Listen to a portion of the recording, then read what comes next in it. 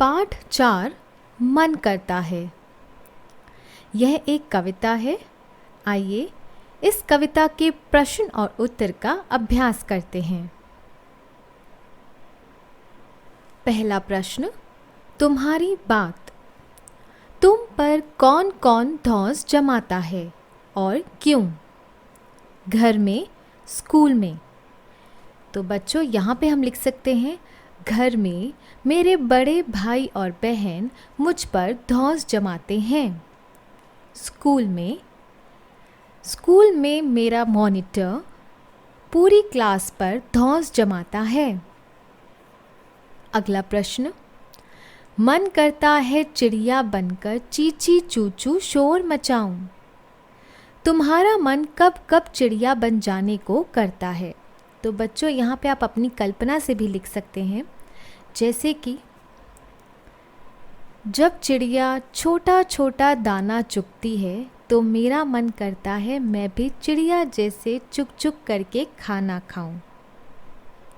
और आप लिख सकते हैं, जब चिड़िया आसमान में आज़ाद होकर उड़ती है बिना किसी रोक टोक के, तो वैसे मेरा भी मन करता है कि मैं भी चिड़िया बन जैसे उड़ जाऊं।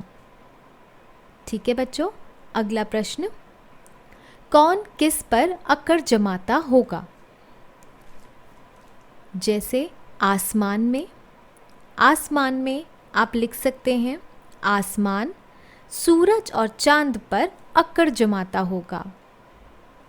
खेल में कैप्टन अपने खिलाड़ियों पर अकड़ जमाता होगा। जंगल का राजा शेर बाकी जानवरों पर अकड़ जमाता होगा। स्कूल में आप लिख सकते हैं, मेरा दोस्त अखिल मेरी कक्षा में अकड़ जमाता है। नदी में आप लिख सकते हैं, जैसे कि नदी में क्या होते हैं, मगरमच्छ होते हैं, छोटी छोटी मछलियाँ होती हैं, तो आप लिख सकते हैं, नदी में मगरमच्छ छोटी मछलियों पर अकड़ जमाता होगा। घर में मेरे बड़े भाई और बहन मुझ पर अकड़ जमाते हैं। अगला प्रश्न, मूंछ। तुमने तरह तरह की मूंछें देखी होंगी। यहाँ तुम्हारे लिए एक मूंछ बनी है। कुछ मूंछें तुम भी बनाओ और सभी मूंछों को अपने मन से नाम दो। तो बच्चों आप तस्वीर में देख सकते हैं अपनी पुस्तक में। तो बच्चों इसका उत्तर आप खुद से करेंगे। अगला प्रश्न, पता करो तुम्हारे घर और स्कूल में किसका क्या करने का मन करता है। लिखो और अपनी सूची अपने साथियों से मिलाकर देखो। तो बच्चों यहाँ पे एक सूची बनानी है, एक तरफ नाम और उसके आगे लिखना है मन करता है। तो बच्चों इस प्रश्न का उत्तर आप अपने शब्दों में लिखने का प्रयास करें। अगला प्रश्न, चलो पतंग बनाएं। सामान तुम्हें चाहिए कोई पतला कागज़, झाड़ू की तीलियाँ, गोंद, टेप और कैंची। बच्चों यहाँ पे तरीका दिया गया है किस तरह से हमें पतंग बनानी है। कागज़ को चौकोर काटो, उसमें गोंद या टेप से 2 तिलियाँ चिपका लो, जैसा चित्र में दिखाया गया है। तीली के निचले हिस्से में पूंछ के लिए एक तिकोना टुकड़ा काटकर चिपका दो।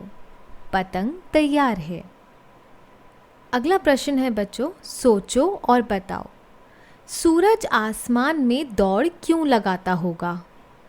इसका उत्तर है कि सूरज पूरी दुनिया को अपना प्रकाश दे सके, इसलिए आसमान में दौड़ लगाता होगा। अगला प्रश्न, चिड़िया शोर क्यों मचाती होगी? इसका उत्तर है,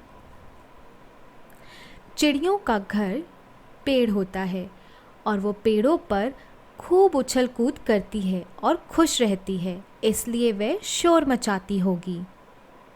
अगला प्रश्न, चंदा तारों पर क्यों अकड़ता होगा?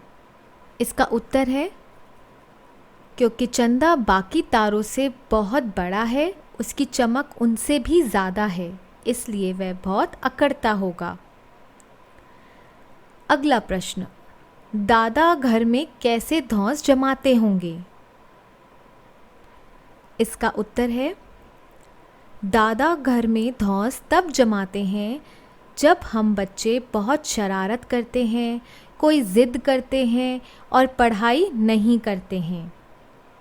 अगला प्रश्न, 1 मिनट के लिए आंखें बंद करके बिल्कुल चुपचाप बैठ जाओ। ध्यान से आसपास की आवाज़ें सुनो। अब आंखें खोलो। क्या याद है? तुमने किस किस की आवाज़ सुनी थी? नीचे उनके नाम लिखो। बच्चों, इस प्रश्न का उत्तर आप खुद से लिखेंगे। अगला प्रश्न, इनमें से कौन कौन बहुत शोर मचा रहे थे? तो बच्चों, हमें पता है आसपास हमारी क्या चीज़ें जो बहुत शोर मचाती हैं, जैसे हवाई जहाज की आवाज़, सड़क पर ट्रैफिक, कुकर की सीटी, फैक्ट्री का अलार्म। इसी तरह से आप अन्य उदाहरण भी सोचकर लिख सकते हैं। तो बच्चों, यहीं पर हमारा प्रश्न और उत्तर का अभ्यास ख़त्म होता है। आशा करती हूँ आपको बहुत अच्छे से समझ आया होगा। मैं आपको मिलती हूँ अपनी अगली वीडियो में एक नए पाठ के साथ। मेरे चैनल को लाइक, शेयर और सब्सक्राइब ज़रूर कीजिएगा, जिससे कि आने वाले पाठ की जानकारी आपको मिल जाए। धन्यवाद।